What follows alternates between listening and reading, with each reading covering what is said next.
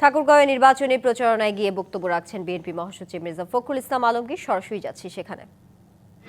সেচের ব্যবস্থাপনা, এটা হচ্ছে আমাদের তারেক সাহেবের ঘোষণা। প্রধানমন্ত্রী হতে পারলে তিনি সেগুলো করবেন। চাকরির কথা বললাম, 1.5 বছরে 1 কোটি চাকরির ব্যবস্থা করা হবে, হাসপাতাল তৈরি করা হবে, শিক্ষা প্রতিষ্ঠান তৈরি করা হবে।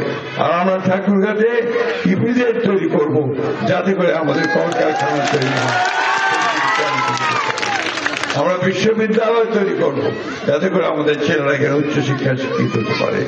আর মেডিকেল কলেজ করব, যাতে করে আমাদের মেয়েরা ছেলেরা ডাক্তার হয়ে নার্সের জন্য অনেক বেশি এই এলাকায় সেবা প্রদান করতে পারে। বন্ধুগণ, এগুলো তখনই সম্ভব হবে যদি আপনারা আমাদেরকে ধানের শীষে ভোট দিয়ে সরকার গঠন করাতে পারেন। আমাদের তারেক রহমানকে যদি আপনারা প্রধানমন্ত্রী করতে পারেন, তাহলে সেটাই হবে আমাদের সবচেয়ে বড় কাজ, তাই না?